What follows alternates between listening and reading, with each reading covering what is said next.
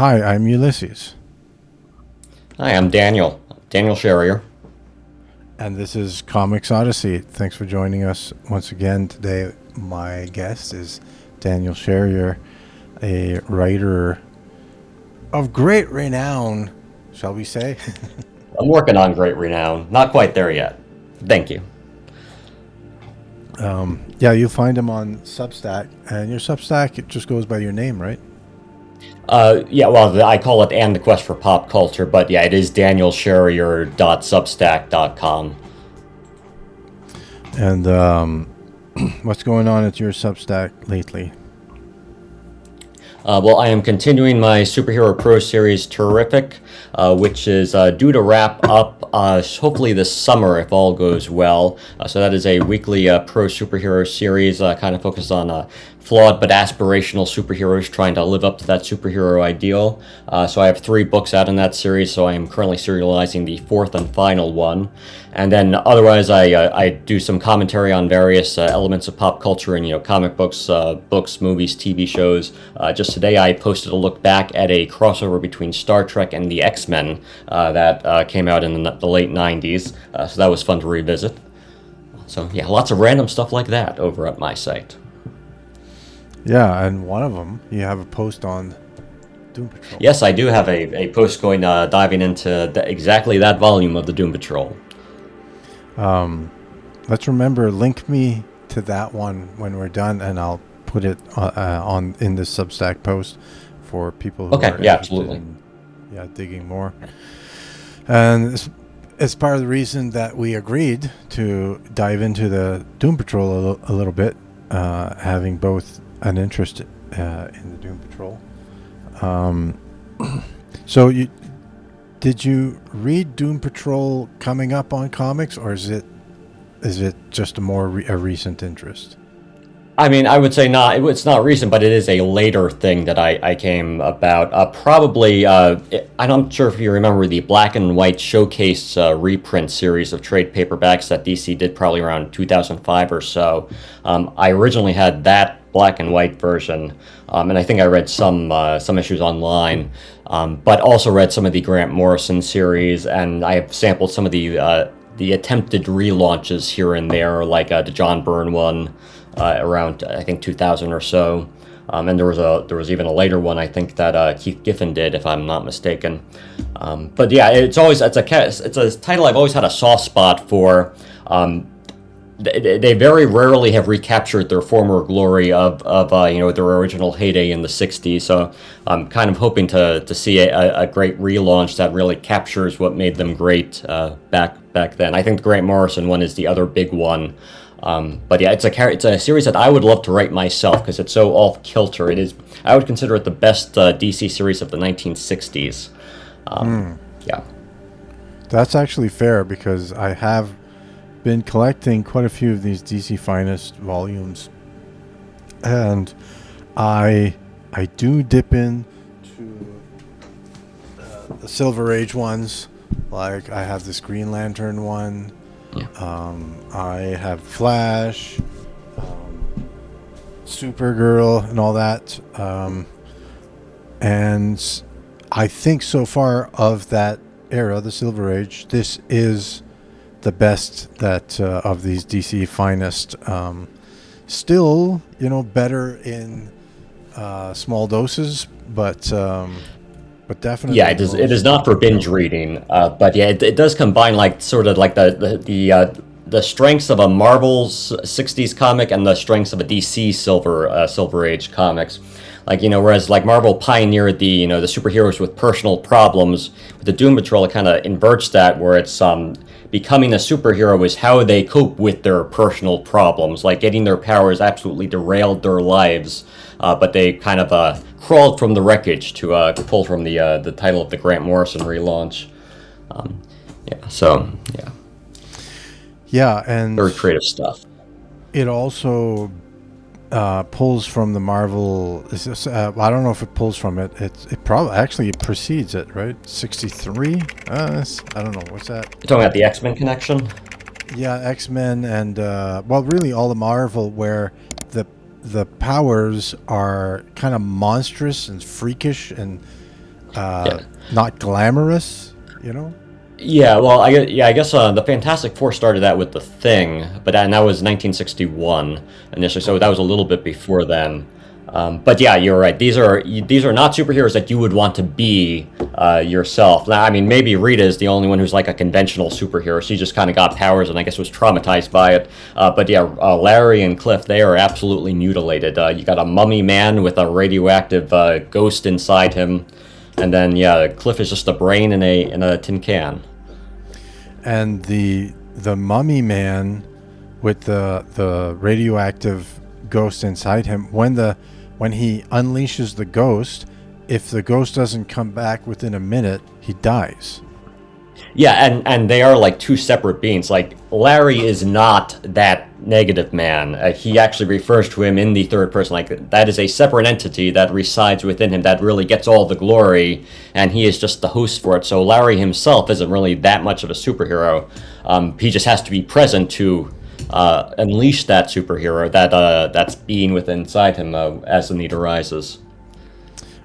We do see in this story where Larry has a superpower, but it's kind of terrible in that. It's basically that he is poisonous to everyone around him. He is He is literally radioactive. Before the Simpsons radioactive man, there was Larry Trainer and the negative man. Let me try to find. So we have the crew here. So this Robot Man, they call him, and Negative Man, we were just talking about, Rita Farr, and then we also at one point we've meet the Doctor. No, sorry, they call him the Chief. The Chief is the one who brings them all together in the first place. He is basically the Professor X of the Doom Patrol, but no powers himself other than just being highly intelligent. Yes. But he is very manipulative. Yes, and he has access to some pretty nifty technology. Wheelchair bound. Yep. It's another Professor X connection. Yeah, but I believe the Chief came first by a few months.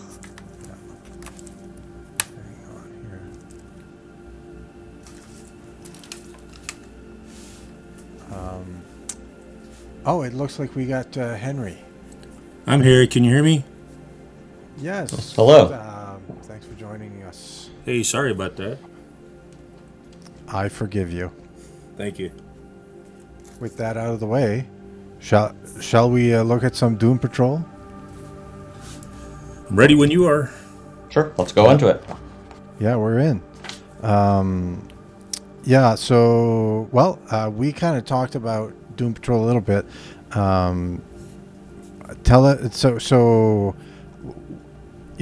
much do you know about Doom Patrol, Henry, so far?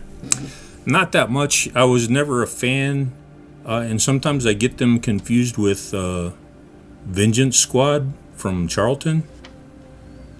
So I don't know that much about them. That makes sense because I never really had the consistent staying power of some other characters like the X-Men. Right. This real 60s was their heyday, and then they kind of literally the second volume of this DC Finest volume is subtitled "The Death of the Doom Patrol," and it delivers exactly what it says. Oh, really? They did not make it out of the 60s, but of course they came back in other forms. But the follow up, is it more of Arnold Drake and the same creators and stuff? Yeah, it is still Arnold Drake and Bruno Premiani, if I'm pronouncing that correctly. They continue on as the main writer and artist. But then so it goes through to the final issue of the 60 series where they actually do kill them at the end. They sacrifice themselves to save a town of 14 people, and then it jumps to like the 70s where it turns out that Cliff really didn't die, and then he joins a new team of Doom Patrol who wound up being more like conventional superheroes. But then that's the one that kind of never took off. And then when Grant Morrison took over in the late 80s, that Vertigo series just kind of reverted back to more the strangeness, kind of mixing the Vertigo sensibility with the more off-kilter superhero sensibilities. Do you have a review of that second volume out, or No. I only just recently got that one, so haven't done any follow up on that. But yeah, the most interesting thing about that is that back in the '60s, before killing superheroes was at all popular, they actually did kill the Doom Patrol. So their series did reach a definitive ending. How about that? So, If I remember right, they were they were a partial inspiration for the Fantastic Four, or do I have that backwards? No, the Fantastic Four came a few years before. You might be thinking of the X-Men, how the Doom Patrol came out just a few months before the X-Men, and they do have some similarities, like the wheelchair-bound mentor, and then also the Doom Patrol has the Brotherhood of Evil, and the X-Men have the Brotherhood of Evil Mutants. Gotcha. Okay. Yeah, so weird parallels. I think some of it might just be coincidence because I mean they would have been developed at roughly the same time if you think about the timeline to print and things like that. Okay. And as Ulysses is flipping through this, it looks like the Metal Men are involved in these stories somehow. is there? Not generally no. I can't remember if the Metal Men appear anywhere. But no, I think this particular issue, and it does involve some metal toys being enlarged. Oh, okay. But yeah, no, I don't recall too much Metal Men presence in this one. We're going to go ahead and do a bit of a page-by-page review here. Okay. The drawback with these is that they're it's cool because you get to read the stories that buying this as single issues would be pretty expensive, but they don't reprint the ads and the letters, which I find a bit unfortunate. Oh, sorry. I'm looking at my... Okay. Having a hard time with my screen layout here. That's pretty good right there. At least it looks good on my end. Okay, I can kind of see. Yeah, anyway, it doesn't matter. It records all separate. It's just I want to be able to see if I'm centered. But it doesn't reprint the letters. And it would be great to be able to read the letters after they kill off the team, right? Yeah. Yeah, though I'm not sure when they would have printed those letters because it would have been after the last book because the series would have been canceled at that point. But yeah, I would have been right. curious what the reaction was at the time. I guess you would have only have been able to get a hint of the reaction from the following series, like the editorials and that kind of thing. Yeah. Well, and there by the covers, it looks like they were appearing in their own title. So. So they actually started in My Greatest Adventure, and I think it was only like a couple issues before this one where they actually graduated to being to taking over the title. So the numbering of the series picks up from My Greatest Adventure. Was there a purpose for killing them off because they just weren't popular enough, not selling enough issues? Yeah, I'm not. I can't swear to it, but I think it was just that I think the popularity was tapering off. So. Yeah, it was. So I think they killed him as a stunt, and like and in the series they actually did they broke the fourth wall. They had the editor and the artist kind of directly telling the readers, let us know if the Doom Patrol should live, or something like that. And I guess they did not get enough of a positive response, and they stayed dead for a while. Well, I like the Doom Patrol, kind of freakish and bizarre, and they are aspirational in the sense that Daniel said that they get basically that they powers overcome their that deformities and kind of rise above their limitations, and yet you still wouldn't want to be them. Yeah. This was kind of a hilarious issue. I love this French lady's sunglasses. Here. That's a very 60s style. And she speaks with a French accent. You will tell me how to land the plane. It's cartoonishly French. Yeah. There's the whole gimmick here. The opening conflict is there's about to be a plane crash because the pilot fainted, which the Doom Patrol intervenes and saves the day. I liked how this scene played out where Rita Farr... Does she have... Like, so this is Robot Man and Negative Man, but does she have like a superhero alias? Yeah, Elastigirl. Elastigirl. Which, the same name as the character from the Incredibles movies. There you go. And she had it first. Right.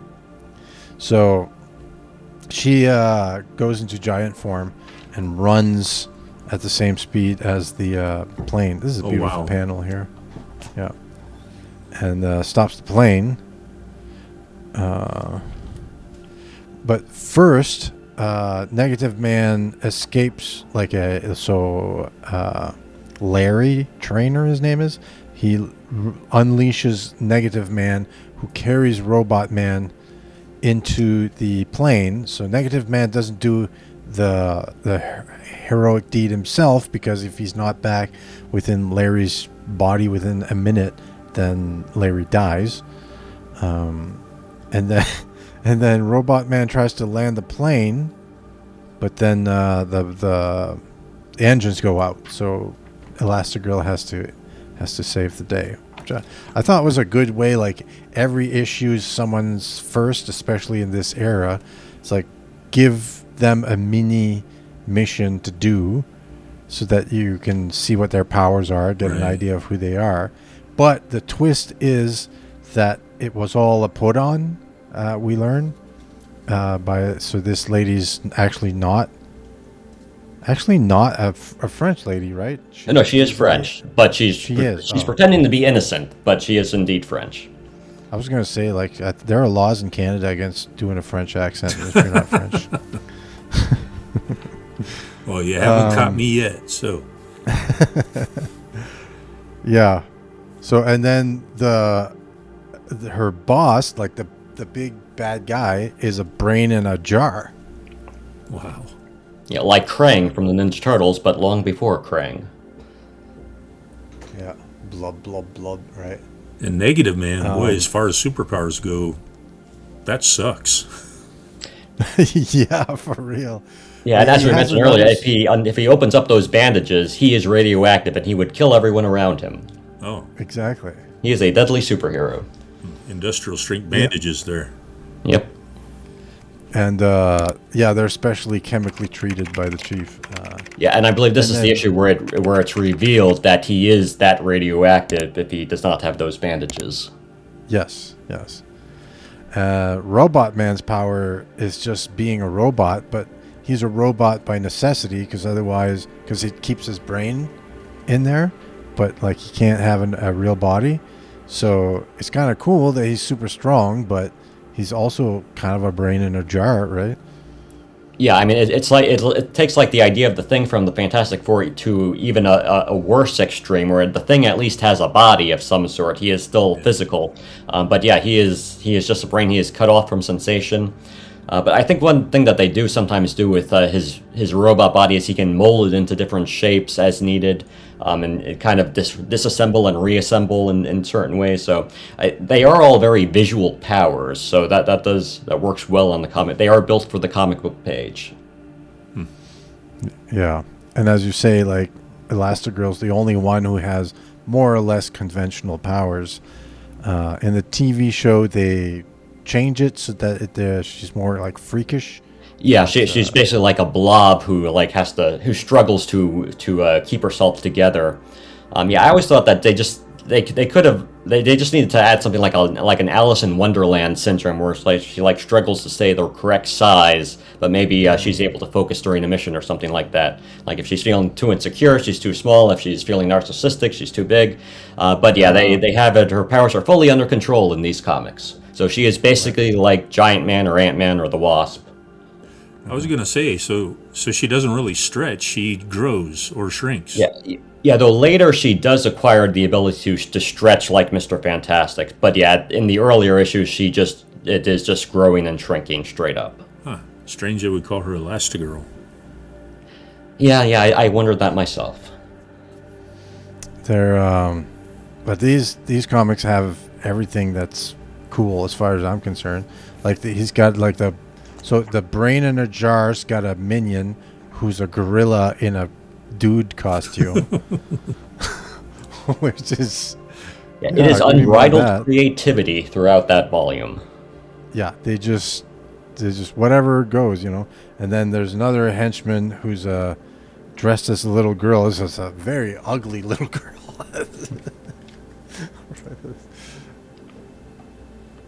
Oh yeah, she fell off the ugly tree and hit every branch on the way down. But it turns out, it's a costume, and it's like he's like a dwarf, just a little guy with a unibrow. See, this comic I think would do well right now based on a lot of the ones I see being crowdfunded from indies. Yeah, They're they got that bizarre bent like the creators did in this one. And the whole gimmick here is that the brain in a jar, he stole it's Shrinko Ray or something, or he made it. I don't remember. Yeah, But it's something something to the effect of that he can enlarge toys to like actual fighting size to kind of sneak in some armaments or something like that. And in the enlarging process, they actually become actual weapons with ammo and the whole deal.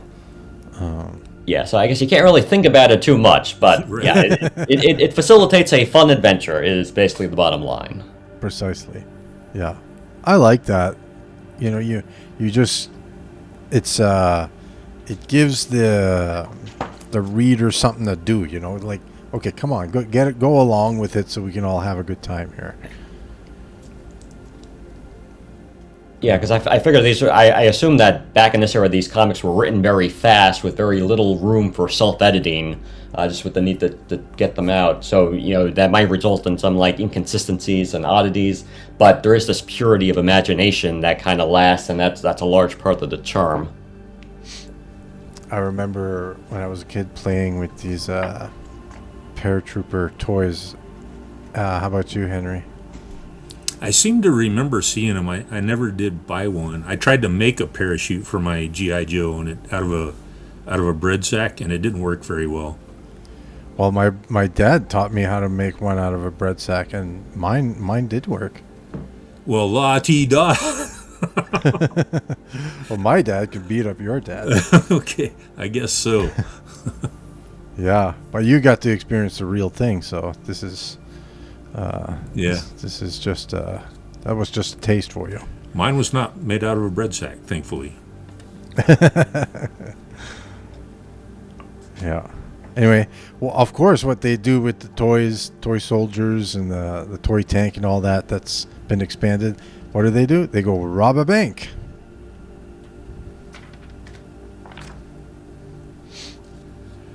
Now I'm confused. The gorilla works for the brain, who's literally the brain in charge of Doomsday Squad, right? And then Doom Patrol. But so they're robbing the bank because he's the one. I saw him using the miniaturization cannon or whatever it was. I think I did. So Yeah, the Brotherhood of Evil was carrying out the robbery. yeah, so the gorilla here zaps the tank. Oh, so the Right. gorilla's working for the Brotherhood of Evil. Yeah, it's working for the brain. Oh, the brain. Okay, I thought the brain was the good guy leader. Okay. No, Yeah, this well, is no, the- well, yeah. So the chief is the leader who yeah, his brain is his strength, but he is still a full physical guy. He is just confined to a wheelchair, like Professor X. Gotcha. Okay. Larry Trainer here displays, like you said, first appearance of Larry Trainer's radioactive power. He says, "Get out of here, or my power will kill all of you because I'm radioactive." And he uses the radiation to intercept the radio signal with which they control the enlarged toys. But then the toys go haywire, and it becomes really dangerous, a robot man intervenes and saves. He puts his arm in the what do you call Tank it? tread. What is that? Tank tread. The tread, yeah. And Elastigirl rips the lid off of another thing, and That is called the turret, Ulysses. the turret. There you go. I said the lid. Yeah. There's a lot of twists and turns. They get knocked out with like knockout gas, and it's just a lot of little twists and turns, and the whole time. Actually, no, it's a different story. I think. Was this the story where Elastigirl is trying to save the day, but it turns out? Yeah, no, I don't know. I'm getting a few stories mixed up, I think. In this one, she was spying on Larry and Madame Rouge, who was posing as like a potential romantic interest. So like she was jealous of them. But no, yeah, she was not really doing anything heroic until the end there. Yeah, but it was a Negative Man was actually putting her on, and it was part of the plan. Oh yeah, right, yeah. It was a double cross, and then Rita kind of screwed it up by getting caught. Because she wasn't in on the plan. For some reason, they did not communicate to Rita about what their overall plan was to stop the bad guys. So, not sure why. It's a little plan between the boys. She doesn't need to know. Yeah, it was the 60s. Like you say, it looks like they were writing these making these really fast, and didn't spend a lot of time agonizing over. Yeah, I like to say these flaws are part of the charm. Yes. Yeah. And then there's a backup story here where the chief sends Robot Man on a mission to stop this psycho who escaped on an island. And it's an island. How does he describe it? Yeah, it's like it has a lot of booby traps, like something that had to do with World War II. Yeah, that's where one of the major battles of the Pacific took place in World War II.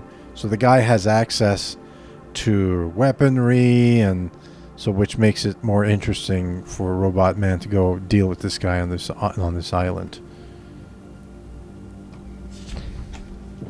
And with each trap, which each obstacle that he overcomes, he rips out one of his limbs to kind of MacGyver a tool, or just kind of deal with it.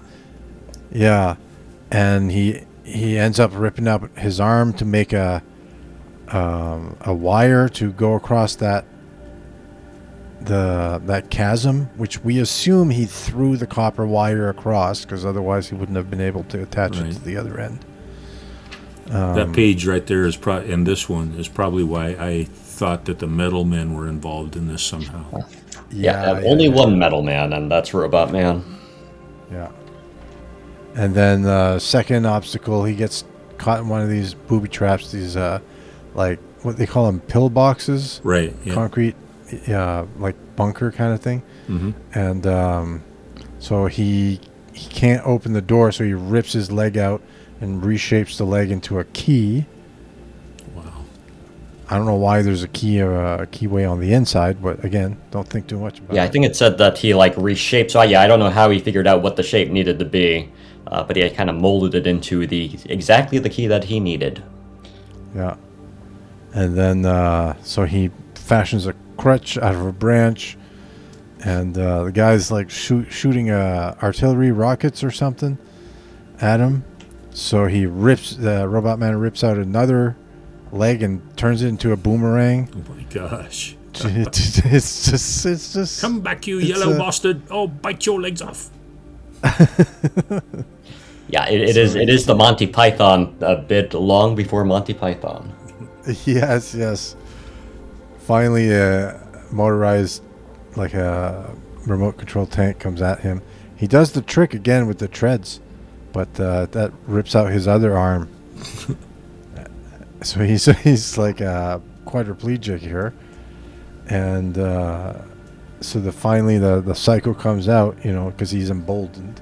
What's he gonna do? He's got no arms, and then he talks trash to the robot, and he swings and headbutts his knee, and he lands on top of the guy, but he's so heavy the guy can't move, so he's just like staring him down. What are you gonna do now? This was my booby trap. Even half a robot can beat you. But then they send the rest of the Doom Patrol at him, and they kind of presumably they fix Robot Man's body because he falls apart a lot. So it's entertaining, It's a good issue. Yeah, and it is different from what you would see in other DC books of that era. For sure. For sure. And there's some great panels like for the artwork. This is nice. This is a really great panel. It's Yeah, and I guess it's interesting that between the two volumes, like this entire series, they stuck with the same writer and the same artist for I think pretty much the entire time. I can't remember if there was a fill-in at some point along the way, but they had a good long run together. They used to do that, like just let them cook for a while, as the kids say.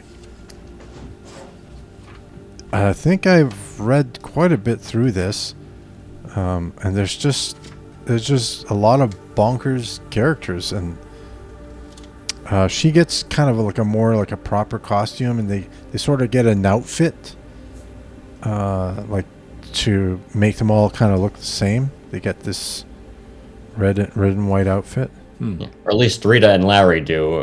They never really gave Cliff any clothes. Yeah, Robot Man doesn't. He stays looking like Robot Man. Some kind of clock face guy here. Yeah, Dr. Time. It's fun stuff, And I like that they're kind of freaks. Like their powers make them freakish. So there's just a little tinge of horror in here. But they channel that horror toward good. Yeah. Look at these guys. Some crystal guys. I've only read half of this volume so far. Like a lot of the Silver Age stuff, you can really... Yeah, it does get exhausting if you try and read it all at once. Yeah. Yeah. Because like it doesn't reward, like it doesn't build on anything, and it's not like a character arc. It's like each one's a standalone. Yeah. There's a bunch of things that happened. Yeah, I mean, there are some developments that occur over time. Like in the next volume, they introduced Beast Boy, and he joins the team, and there's an ongoing subplot about him and his deadbeat guardian, who's kind of manipulating him in some way. And Rita gets involved with Mento, the weird guy with the mental powers, and she eventually marries him. And he tries to convince her to kind of leave the Doom Patrol. He kind of sees them as like his kooky in-laws, and he wants nothing to do with them. But she keeps wanting to be a superhero and join their adventures. But yeah, you're right. They do all pretty much stand on their own for the most part. There's dinosaurs, and I mean, as a 14-year-old or 12-year-old, this would have been just amazing. What was I going to say?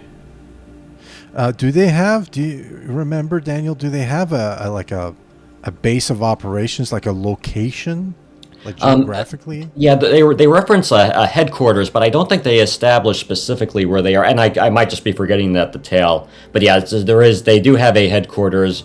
But yeah, there's no like Metropolis or Gotham City that's really closely associated with them. Generally, they go where they're needed. See, here they're in the wilderness. I'm not seeing one. That's one thing I'm seeing. Like, I'm not seeing. Okay, here's one. That's an urban environment. Yeah, I know the TV show. They really did make a character out of the setting. Like they had Doom Manor, and that really gave a lot of visual continuity to the setting. But yeah, it is a little murkier. It is they're wherever they need to be, and wherever they just whatever needed for the issue. Where the heck was I? When was this a TV show? Oh, yeah. So basically, if you remember when there was that DC streaming service that was very short-lived, I guess it would have been, I don't know, maybe 2018, 2019. So it ran for 4 seasons. So it was kind of based on a mix of this and the Grant Morrison Vertigo series. And yeah, the first season was excellent. I could watch that first season again. After that, it gets very inconsistent. I still liked it overall, but yeah, the quality is kind of up and down over the other seasons. But a great first season. Yeah, I agree with you. It's weird that show, like, they had me for like 2 seasons. I was like totally like 100% on board, and then they said, okay, season 3, and I was like, yeah, I think I'm done. It was just over for me. I don't know why. Yeah, I think that just kind of slowed down the pace a little too much.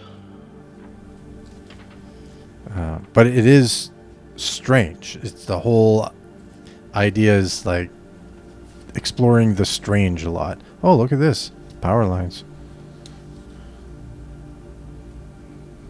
I'm like one of those guys with trains or something.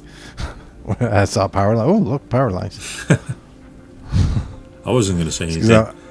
I'm drawing power lines in my book. Yeah. It's actually really difficult because you lose track of what cross beams are in the back and which ones are in the front, and Right, I imagine. you kind of like this guy did it properly, but I did it properly for like 4 of those squares, and then I just my eyes start going cross-eyed, and I just guessed the rest. Look at the chief here. Yeah, something happened. I don't remember. His face is melting. Oh, it's Madame Rouge as a shapeshifter. She was posing as him. Some weird plant pet here. It's just so weird and interesting. I love it. Look at this creature. It's like a big giant hairy tongue or something. You're right. It is an anything goes comic. Yeah, I love it. Doom Patrol. 87 was your pick. It's a good pick. It's fun. It's fun to look through these. Yeah, as far as Silver Age comics go, I would put this up there. I would say this is some of the better ones for sure. Yeah, it does what the Silver Age does well, and it does it better than most other books of the era. Any closing comments? Anything else you want to say about Doom Patrol? No, it's just I would love to write the Doom. I would love to write a modern version of the Doom Patrol myself at some point. I doubt I'll ever get the opportunity, but these are the sorts of characters I would love to play around with. I feel that people should do more like bootleg stuff of these properties, and just like there's a guy, I'll try to remember to link it up here, who does bootleg Spider-Man comics. He does DIY print at home kind of thing, black and white, and he just sells them $5 or something on his website. Yeah, there are legal risks with that. I mean, I'm no lawyer, but I know that runs into trademark issues and copyright issues. So you got to be careful. Yeah, for sure. Yeah, I know. I kind of feel like we should be bold. Sell them at cons. What are they going to do? They're not going to chase you down. Pretty soon, the early versions of some of these characters will start popping into the public domain. Not quite yet, but even then, it's still only the earliest versions, and you still have to watch out for those trademark issues. I'm wondering if Elastigirl was ever trademarked. Obviously not by DC, but now since the Invincibles, I wonder if she has been. Yeah, I mean, yeah, and it's possible that maybe that Pixar may have done it. Yeah, because yeah, I'm not an expert on it, but I believe so probably the Doom Patrol was the trademark, but then the individual characters they neglected to trademark them individually, so that allowed the name to be used. But I'm not a lawyer, so I'm not exactly sure. But I was surprised that they were able to use that name. It's also like the Captain Marvel situation, where like the original Captain Marvel can no longer be Captain Marvel because of the Marvel Captain Marvel. Doggone it, it's the Incredibles, not the Invincibles was Yeah, the yeah. name of my super team when I was a preteen. So, sorry about that. Here, it looks like Elastigirl gets the negative man. Oh yeah, the old power swap gimmick. Yeah. In the adventure called Return of the Animal Vegetable Mineral Oh Man. my gosh. Yes, and that they really nailed the supervillain names on these. Wow. I love it.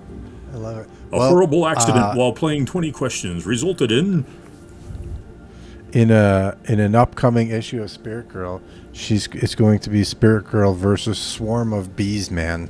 So I'm going to channel a little bit of this.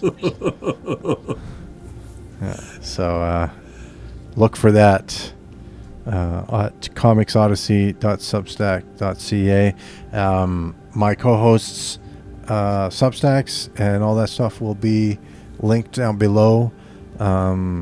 Henry's got a Kickstarter. This will be publishing when it's live, so go check that out. Threat Quotient, generational superhero, epic, and it seems also. Would you say a little bit political intrigue from what I can tell? Yeah, maybe a little bit. Okay. I don't know why that's funny, but fair enough. Yeah. So go check all that stuff out. Daniel's Substack. I'll be linking everybody's stuff down below, so you can go buy their books and back their Kickstarters and all that stuff. So support indie talent. You're annoyed by what the mainstream's offering, and you're bored. Well, we've got people here who are offering an alternative, so go give it a shot. And that's it. Thank you. God bless. Good night, all. Yeah, thank you.